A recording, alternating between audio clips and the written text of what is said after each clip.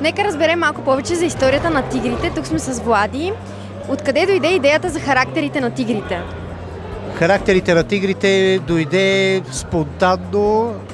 Мисля, че това е моя характер в няколко варианта. Добре, ако трябваше да се оприличиш само на един от тях, кой щеше да е?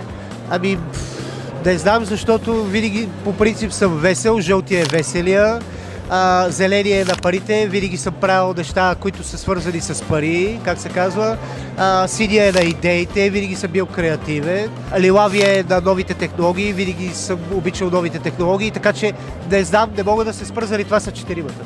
А защо няма червен тигър? Много добър въпрос, червен тигър, защото по принцип зодиите казват, че който е зодия Дева, аз съм зодия Дева.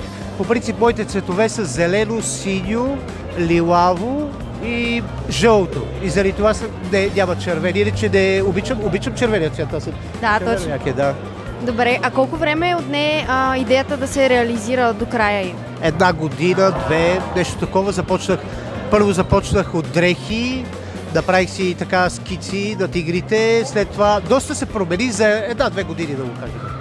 Добре, и ако трябваше да дадеш един съвет на хора, които сега започват да се занимават с изкуство, какъв би бил той? Значи не правете много различни неща, направете едно и го развивайте него. Въпросът е до всеки ден, без спиране, вяра в Господ, защото аз вярвам много в Господ и заради това трябва непрекъснато да се развива това нещо. Не спирайте, трябва да сте креативни, аз не спирам.